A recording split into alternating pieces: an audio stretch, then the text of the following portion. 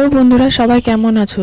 Supriya's cooking and blog চ্যানেলে তোমাদের স্বাগত জানাই। চলে এসেছি আরেকটা নতুন রেসিপি নিয়ে, শিম পাতুরি। দেখো আমি এখানে এই শিমগুলো নিয়ে নিয়েছি, তোমরা চাইলে যে কোনো শিমই নিতে পারো। পাতুরি বানানোর জন্য এখানে আমি একটা পেস্ট বানিয়ে নিয়েছি সাদা সর্ষে, কালো সর্ষে আর পোস্ত দিয়ে। দিয়েছি কাঁচা লঙ্কা।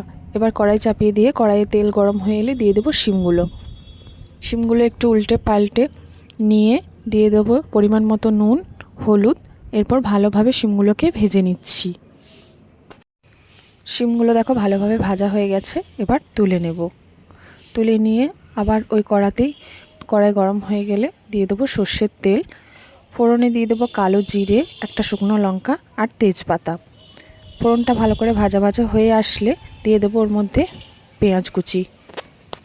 পেঁয়াজটা সামান্য একটু ভাজা হয়ে গেলে দিয়ে দেবো কেটে রাখা দুটো টমেটো আর পেঁয়াজটাকে গলিয়ে নেওয়ার জন্য সামান্য একটু নুন দিয়ে দেবো। এরপর ভালো করে নেড়ে চেড়ে পেঁয়াজ আর টমেটোটাকে গলিয়ে নেব। দেখো পেঁয়াজ আর টমেটো ভালোভাবে গলে গেছে। এবার দিয়ে দেবো মশলার যে পেস্টটা বানিয়ে রেখেছিলাম সেই পেস্টটা, আর দিয়ে দিচ্ছি মশলার বাটি ধোয়া জলটা। বেশ ভালো করে একটু নেড়ে চেড়ে নিয়ে দিয়ে দেবো পরিমাণ মতো নুন আর পরিমাণ মতো হলুদ। এরপর মশলাটাকে ভালোভাবে কষিয়ে নিতে হবে যতক্ষণ না তেল ছেড়ে আসে। দেখো আমার মশলাটা ভালোভাবে কষানো হয়ে গেছে, তেল ছেড়ে এসছে। এরপর দিয়ে দিচ্ছি ভেজে রাখা শিমগুলো দিয়ে একটু উল্টে পাল্টে নেড়ে নিয়ে দিয়ে দিচ্ছি জলের সঙ্গে ভালোভাবে মশলাটাকে মিশিয়ে নিচ্ছি। এরপর দিয়ে দিচ্ছি সামান্য একটু চিনি আর সামান্য একটু গরম মশলা। আবারও চিনি আর গরম মশলা দিয়ে নেড়ে চেড়ে নিয়ে দিয়ে দেবো কয়েকটা চেরা কাঁচা লঙ্কা। এরপর ঢাকা চাপা দিয়ে হতে দেবো কিছুক্ষণ।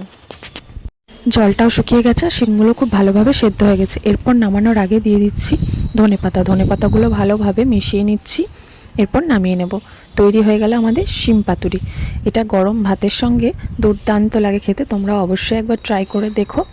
রেসিপিটা ভালো লাগলে লাইক, কমেন্ট আর শেয়ার করে দিও। যদি ভুল ত্রুটি হয়ে থাকে অবশ্যই ক্ষমা করে দিও, আর চ্যানেলটাকে সাবস্ক্রাইব করে পাশে থেকো।